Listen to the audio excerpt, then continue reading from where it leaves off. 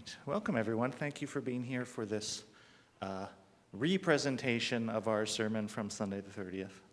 I thought we would start today. We're not going to, of course, recreate the entire service from Sunday, but I wanted to share our opening words and light our chalice. This was the Reverend Angela Herrera's prayer for the travelers.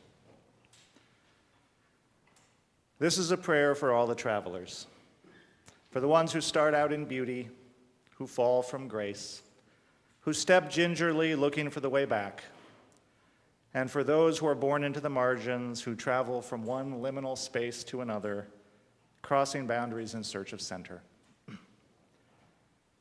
This is a prayer for the ones whose births are a passing from darkness to darkness, who all their lives are drawn toward the light and keep moving. And for those whose journeys are a winding road that begins and ends in the same place, though only when the journey is completed do they finally know where they are. For all the travelers, young and old, aching and joyful, weary and full of life, the ones who are here and the ones who are not here, the ones who are like you, and they're all like you, and the ones who are different, for in some ways we each travel alone.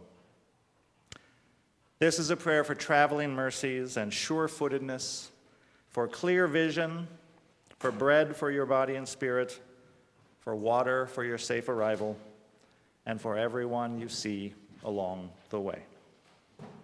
We will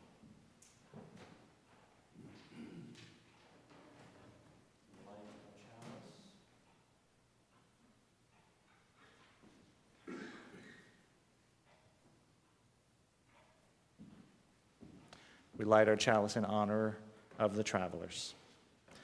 And now, if you would please rise and join in saying our unison affirmation, which we say together every Sunday. Love is the spirit of this church, and service is its law. This is our great covenant, to dwell together in peace, to seek the truth in love, and to help one another. El amor es el espíritu de esta iglesia, y el servicio es su ley. Este es nuestro gran pacto, vivir juntos en paz, buscar la verdad en espíritu de amor, y ayudarnos los unos a los otros. Please be seated. Our reading on Sunday, which I reference in the sermon, was a letter from Benjamin Franklin, circa 1750-something, 1753, in which he talked about the recent influx of German immigrants into the colonies, into Pennsylvania, and he shared his concerns that these immigrants were not learning the English language. They were bringing their own German printing presses and their German education system, and he was very concerned that the unique Anglo-Saxon, English-British nature of the colonies could be lost with this cultural infusion of Germanness. So it was a reminder that these questions have persisted for a very long time, and Doug Muter was our reader for Sunday, and shared with us about that. So when you hear that reference, that's what that is referring to.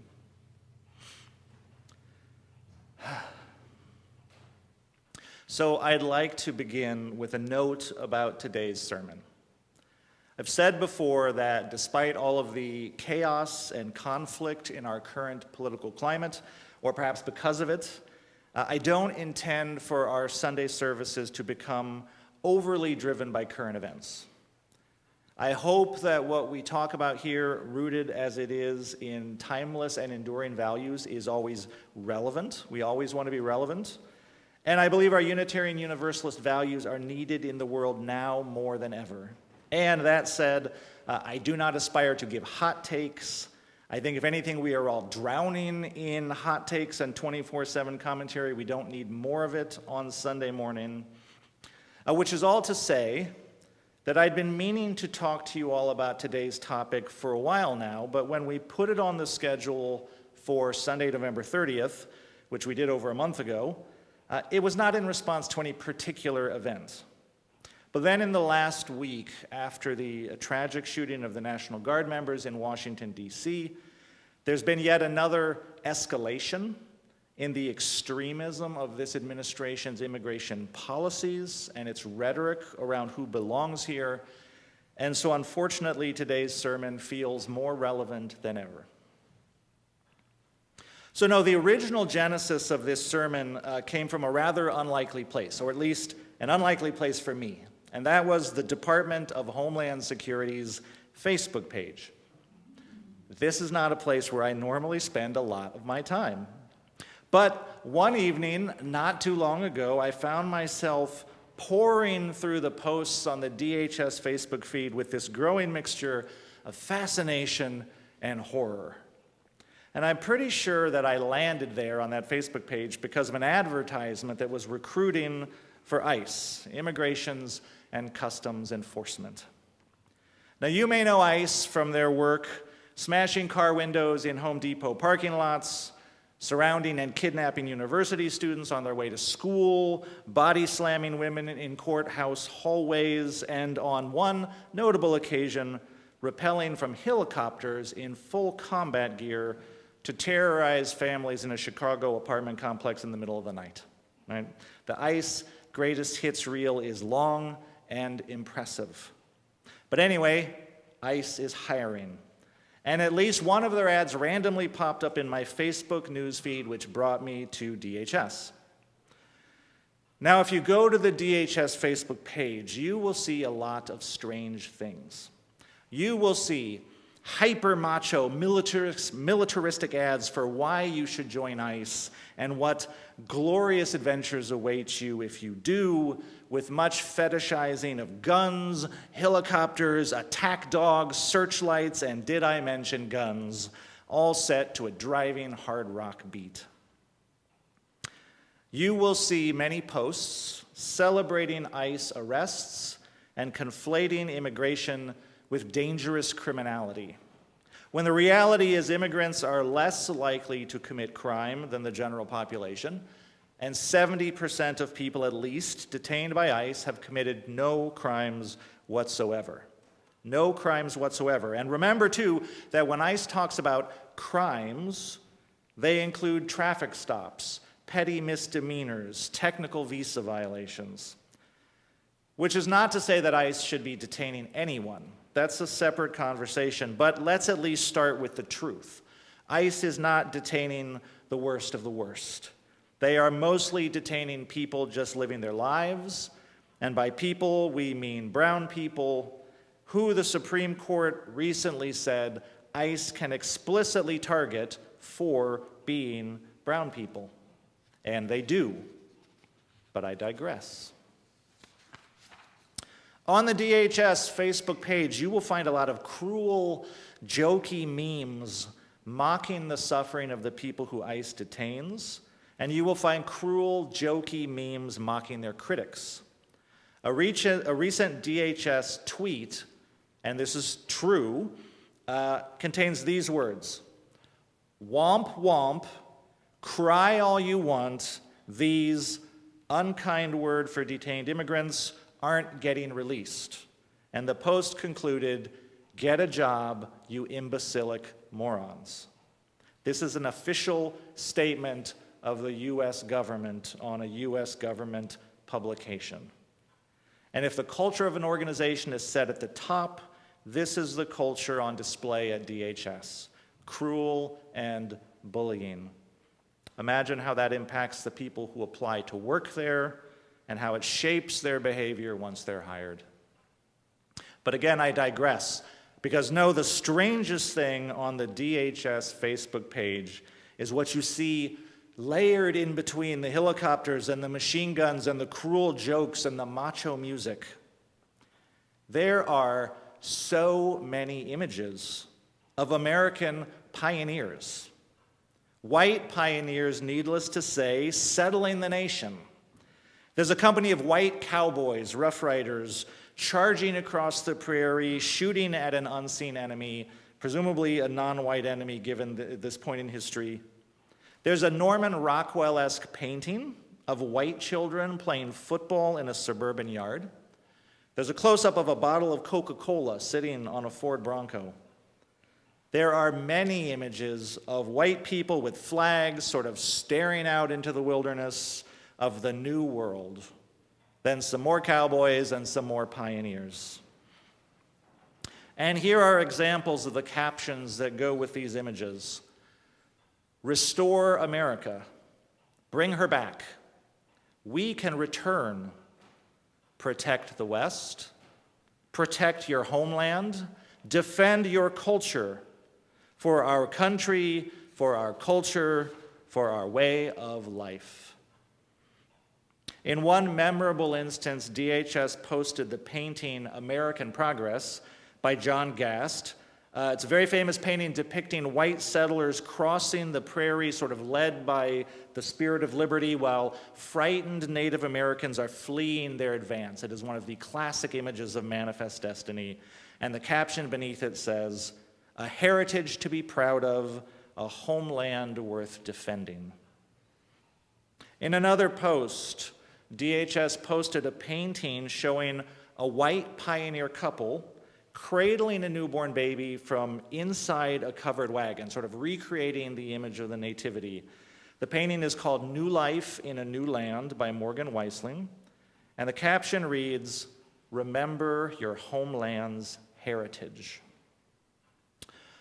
So the heritage language felt a little out of place to me on a DHS website, so I did a little more Googling around, and that was how I learned about something called a Heritage American.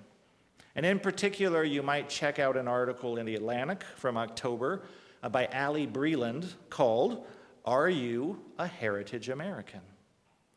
And Heritage Americans, it turns out, is a term that is used by some far-right thinkers to describe, essentially, Americans who were here at the time of the Civil War or before, and their descendants. These are the Heritage Americans. Now, it does not technically refer exclusively to white people, right? Some black people and some Native American people would qualify as Heritage Americans by this definition. But in practice, as one far-right author, C.J. Ingle, quoted in Breland's article said, the word is intended to express, quote, the domination and preeminence of the European-derived peoples, their institutions, and their way of life.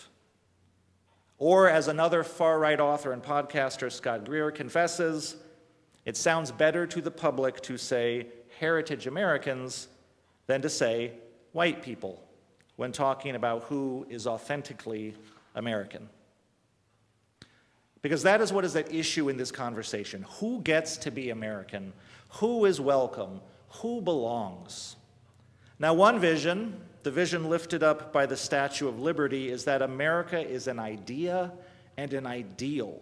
Right? Abraham Lincoln spoke of a new nation conceived in liberty and dedicated to the proposition that all men, today we would say all people, are created equal. Jefferson spoke of an inalienable right to life, liberty, and the pursuit of happiness. Lincoln again spoke of government by the people, of the people, for the people. And Dr. King dreamed of a nation where all people would be judged by the content of their character. These ideas and others constitute the American ideal.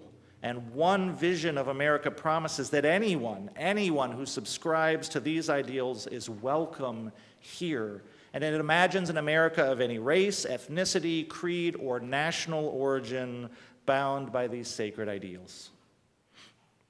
Well, in July, in a speech at the Claremont Institute, Vice President J.D. Vance explicitly pushed back on this vision. America, he said, is not just an idea, it is a group of people with a shared history and a common culture. Now, I will readily concede that no nation is just an idea, right? And there has always been a worthy strand of thought within conservatism that points out the importance of real human relationships, of genuine affection and common interest, rooted in a time and a place that build strong communities. And I'm thinking of thinkers like Edmund Burke in this vein. But Vice President Vance is going a little further with this idea. He gives the example in his speech of violent white nationalists and anti-Semites. In his words, people the Anti-Defamation League would label as domestic extremists, violent white nationalists and anti-Semites. And he says of these people that if their ancestors fought in the Civil War, then, quote, they have a lot more claim over America than the people who say that they don't belong. It is an odd point for the vice president to choose to make, right? Vance lays out a hierarchy of Americanness where being here longer, being here before the Civil War, being a heritage American, for lack of a better word, trumps all of that other stuff about liberty and equality and American ideals. And further along in the speech, Vance posits, he worries, that American institutions are currently too weak to allow those bonds of affection and social cohesion to form across diversity. And so immigration becomes a threat to our national fabric. He says, you cannot swap 10 million people from anywhere else in the world and expect for America to remain unchanged. Now, why America should remain unchanged is a question that could be asked. But here Vance is plainly suggesting that immigrants in sufficient numbers are a threat to the American way of life itself. Which immigrants? Well, Vance says the founders of our country understood that our shared qualities, our heritage, our values, our manners and customs confer a special and indispensable advantage. Which qualities? Presumably the qualities, manners, and customs, the heritage conferred by having been here before the Civil War. And Vance says, I believe one of the most pressing problems for us to face as statesmen is to redefine the meaning of American citizenship in the 21st century. What does it mean to be an American in 2025, the vice president asks. And his answer suggests that a central part of the answer to that question, what does it mean to be an American, is a vaguely defined collection of manners and customs that make up an American heritage. I guess you know it when you see it, but if you fought in the Civil War, then you definitely have it. So what qualities are desirable has often been contested in our history, right? As we see from the letter from Ben Franklin in our reading, where he argues that indiscriminate German immigration could destroy colonial America's uniquely English culture. Oftentimes in our history, most of the time, what is being contested is really about whiteness, about who gets to be counted white and how whiteness might be protected and preserved. And I don't want to overstate my case here. I'm not suggesting that J.D. Vance is a white nationalist or that he is arguing for white nationalism. He himself plays within the boundary of reasonableness. He says he doesn't have an answer to the question of what it means to be an American. He's just asking questions. But Vance isn't speaking in a vacuum, right? His boss is the guy who launched his political career by claiming that Barack Obama wasn't an American. The guy who said immigrants were poisoning the blood of our country. The guy who claimed that Haitian immigrants were eating their neighbors' cats and dogs, presumably badly failing that manners and customs test for belonging. And that was a rumor that Vance himself also propagated about eating pets, playing off the vilest of old tropes of racism and xenophobia. And if Vance occasionally flirts with racism, there are other high-placed people in the administration, people like White House advisor Stephen Miller, who are in fact extremely entangled with white nationalism, to put it mildly. And you can see the Southern Poverty Law Center website for a write-up on Stephen Miller and who he is and what he's about. The entire administration has become quite expert at throwing out plausibly deniable dog whistles that imply, without explicitly saying, America is a nation of white Europeans for white Europeans and their descendants. And in that context, Vance's question, what does it mean to be an American in 2025, sounds less like an exercise in political philosophy and more like a threat. Particularly when the administration is challenging the long-established constitutional definition of birthright citizenship, is threatening to denaturalize naturalized citizens, and has even suggested it might deport American citizens. Which brings us back to the Department of Homeland Security. On October 14th, DHS tweeted out a one-word post on social media. That one word was remigrate. Remigrate. Remigrate is another one of those vague and mushy words with some plausible deniability built into it. When the press reached out to DHS for a comment, what do you mean about this remigrate tweet? A spokesperson for DHS responded in their charmingly bullying and abusive style, "Is the English language too difficult for you?" they asked the reporter, before sending them the Webster's Dictionary definition of the word. DHS claims that this single-word post, remigrate, is a call for immigrants who are here without authorization to self-deport. That's their claim. But the term remigration, like Heritage American, has a particular pedigree. It is a word that became popular in European white nationalist movements in the 2010s, and it refers to the idea that the only way to save Western civilization is to preserve its white character. And the only way to do that is to encourage, one way or another, all non-white immigrants, regardless of their status, perhaps even all non-white people, to leave and to go to another country somewhere. Remigration is a proposed solution to another conspiracy theory held by white nationalists called the Great Replacement Theory.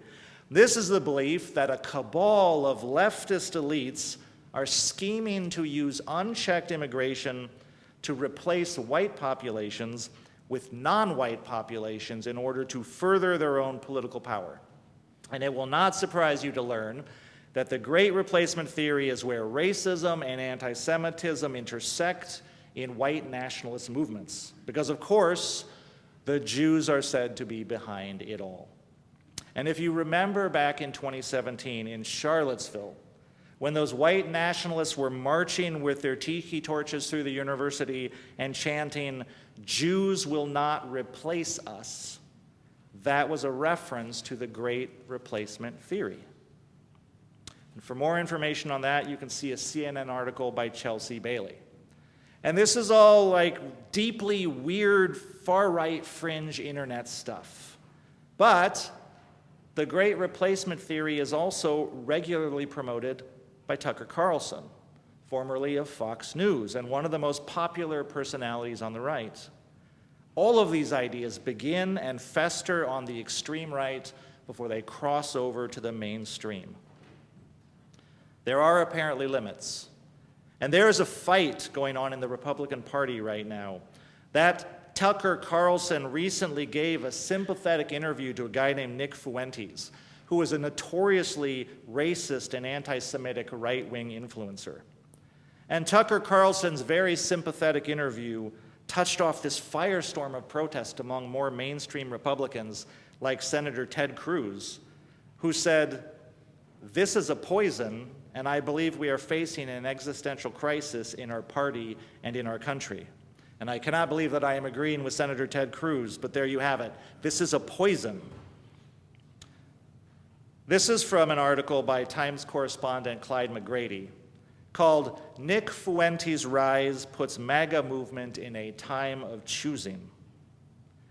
And yet McGrady writes in that same article, quotes Senator Eric Schmidt, Republican of Missouri, who gave a speech before the National Conservatism Conference in Washington.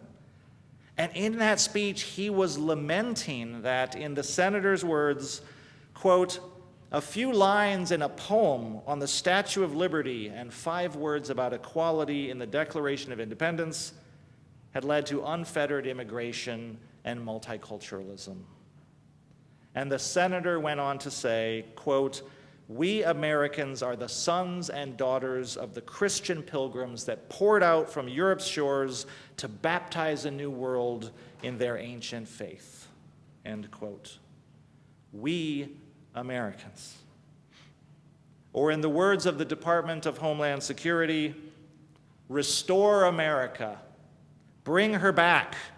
We can return. Protect the West. Protect your homeland. Defend your culture. Remember your heritage, a heritage to be proud of. Well, there is a heritage that I am proud of, but it is a different heritage. It is a heritage of values that bids us to welcome the stranger, to care for our neighbors, to celebrate diversity, equity, and yes, inclusion.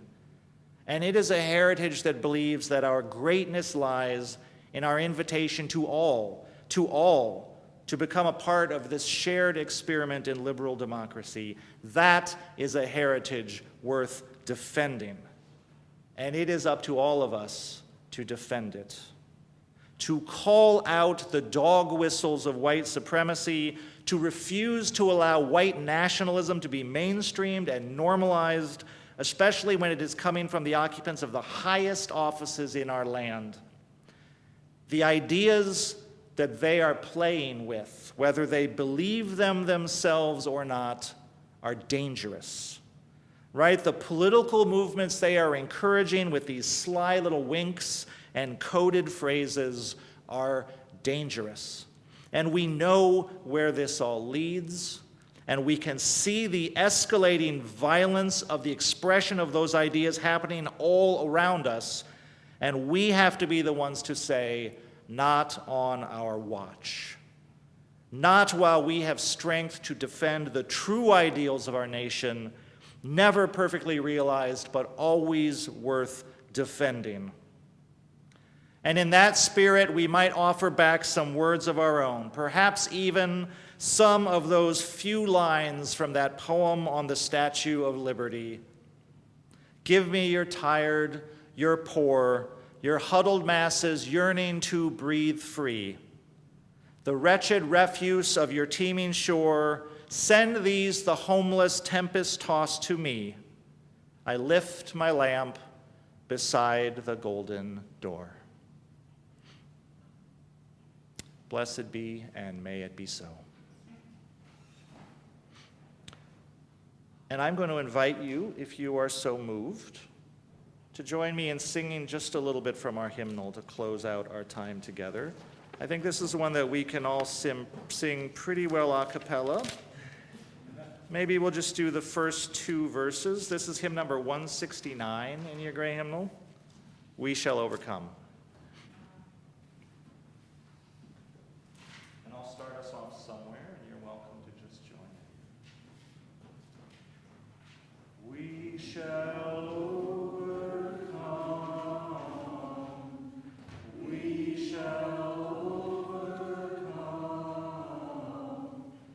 We shall overcome someday.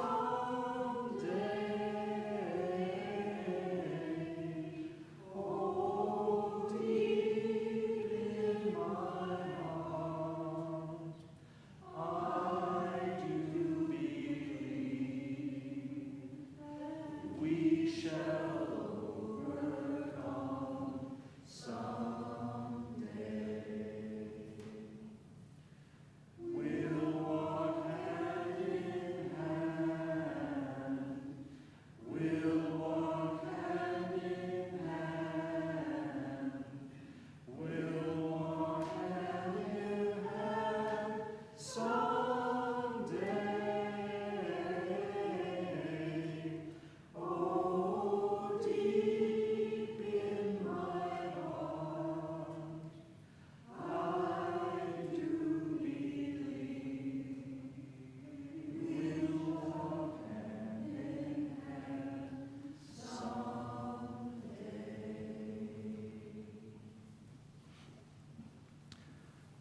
Now we extinguish the flame of our chalice, but not the light of understanding, the warmth of compassion, or the fire of commitment. Let us keep lifting the lamp high and keep being that beacon of welcome until we meet again. Go in peace.